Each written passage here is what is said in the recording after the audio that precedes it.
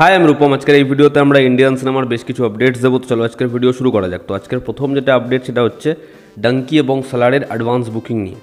তা ডাঙ্কি এবং সালার দুটো ছবির মেগা ক্ল্যাশ হবে।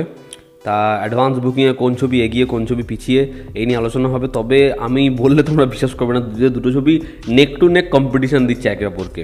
মানে দুটো ছবি যেরকমভাবে টিকিট বুক হচ্ছে, মানে 19-20 হয়তো ফারাক থাকবে যেরকম যা সিনারিও দাঁড়িয়েছে। যাই হোক, আমরা যদি অ্যাডভান্স বুকিংয়ের কথায় আসি, তো ডাঙ্কি এখনও পর্যন্ত অ্যাপ্রক্সিমেটলি যেরকম আমরা খবর পাচ্ছি 63,464টা টিকিট সেল করেছে।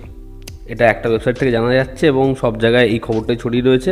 এবং এটা মোটামুটি ওয়েস্ট বেঙ্গল, মহারাষ্ট্র, উত্তরপ্রদেশ, দিল্লি, কর্ণাটকা, গুজরাট, রাজস্থান, মধ্যপ্রদেশ, ছত্তিশগড়, আসাম এবং তেলেঙ্গানা সেই জায়গা ট্র্যাক করে এই রিপোর্টটা জানা গেছে। এবং অপরদিকে যদি আমরা সালারের কথা বলি, তাহলে সালার প্রায় 54,000 টিকিট সেল করেছে, যদিও সালারের অ্যাডভান্স বুকিং কিন্তু ডাঙ্কির পরেই শুরু হয়। এবং এই যে 54,000 টিকিট সেল করেছে তার মধ্যে 1,27,00,000 টাকার টিকিট সেল করতে পেরেছে তারা তেলেগু স্টেট থেকে, মালায়ালাম ইন্ডাস্ট্রি থেকে প্রায় 42 লক্ষ টাকা এবং প্রায় 3 লক্ষ টাকার কাছাকাছি তামিল ইন্ডাস্ট্রি থেকে এবং কন্নড় ইন্ডাস্ট্রি থেকে এখনও পর্যন্ত প্রায় 3.5 লাখ টাকার মতো, হিন্দি বেল্টে প্রায় 25 লক্ষ টাকার টিকিট সেল করতে পেরেছে। এখনও পর্যন্ত ডাঙ্কি অ্যাডভান্স বুকিং করেছে 2,08,00,000 টাকার গ্রস এবং সালার করেছে অল ওভার ইন্ডিয়াতে 2,01,00,000 টাকার গ্রস। তা বোঝাই যাচ্ছে যে অ্যাডভান্স বুকিং রিপোর্টটা একদম নেক টু নেক। সালার একটু পিছিয়ে, তো সালারের কালেকশনটা স্লাইটলি পিছিয়ে। সালার নর্থ বেল্টে ডাঙ্কির থেকে কম স্ক্রিন পাবে, বাট সাউথ বেল্টে সেখানে মারাত্মক ক্রেজ।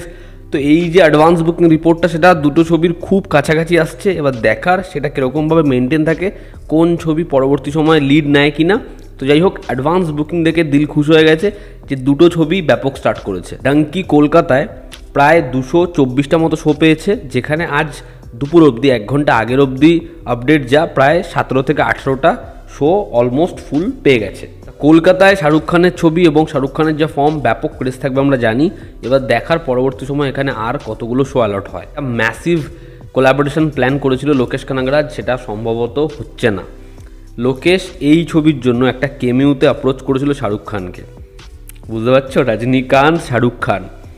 তো শাহরুখ খানকে অ্যাপ্রোচ করেছিল লোকেশ, কিন্তু শাহরুখ খান সেই চরিত্রটার জন্য, সেই কেমিউটার জন্য না করে দিয়েছে। শাহরুখ খান বলেছে রজনীকান্তের জন্য তার অনেক অনেক ভালোবাসা, অনেক রেসপেক্ট রয়েছে, কিন্তু সে এখন কেমিউ করতে চাইছে না। তার কারণ সে ইদানিং সময় অনেকগুলো ছবির পার্ট হয়েছে, অনেকগুলো ছবিতে কেমিউ করে ফেলেছে, যে কারণে সে এই ছবিতে কেমিউ করতে পারবে না, সেই ছবির পার্ট হবে না।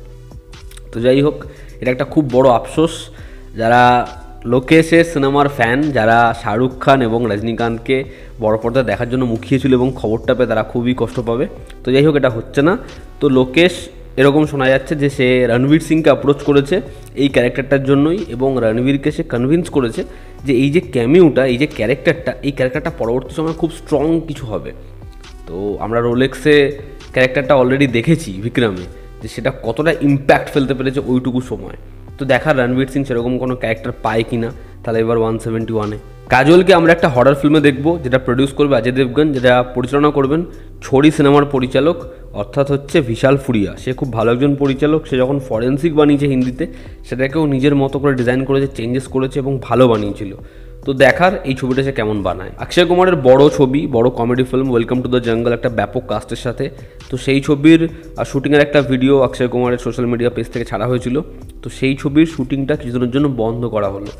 আমরা যে ভিডিওটা দেখেছিলাম সেখানে অক্ষয় কুমার, শ্রেয়াস তালপরেকেও দেখেছিলাম। তো শ্রেয়াস তালপরের আমরা জানি একটা মাইনর হার্ট অ্যাটাক হয়েছে, যে কারণে এই ছবির শুটিংটা কিছুদিনের জন্য বন্ধ রয়েছে এবং অক্ষয় কুমার সি শঙ্করন নায়ারের যে বায়োপিকে অভিনয় করছে সেই ছবির কাজ শুরু হয়েছে মুম্বাইতে। তো দেখার এই ছবিটার কাজ আবার কবে থেকে রিজিউম হয়। চিয়ান বিক্রম অভিনীত ছবি থাঙ্গালান, সেই ছবিটা পোস্টপোন হতে পারে, তার কারণ ছবির হেভি ভিএফএক্সের জন্য।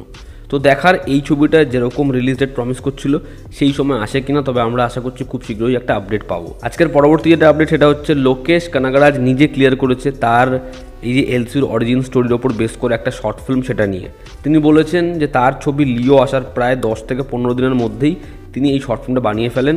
এবং তার মনে হয় যে এই ছবিটা যখন দেখবে যারা এলসিউর ফ্যান, তারা খুব এক্সাইটেড হবে, কারণ তারা অনেক অজানা তথ্য পাবে। তো দেখার সেটা কীরকমভাবে অডিয়েন্সের কাছে উঠে আসে। অন্তিম যেটা আপডেট সেটা হচ্ছে থালাপাতি 68 নিয়ে। তো বিজয়ের এই ছবিটা ভেঙ্কট প্রভুর সাথে, এই ছবির অ্যানাউন্সমেন্ট খুব শীঘ্রই আসবে। ছবির টাইটেল খুব শীঘ্রই রিভিল করা হবে, নিউ ইয়ারের আগেই। তো দেখার সেটা কত গ্র্যান্ড স্কেলে হয়। তো এই ছিল আজকের লেটেস্ট আপডেটস। ভালো লেগে থাকলে লাইক করো, শেয়ার করো, সাবস্ক্রাইব করো, তোমাদের কি অপিনিয়ন জানিও। আবার দেখা হচ্ছে, জানো তো আমাদের পাশে আছে। Love you all, bye, take care.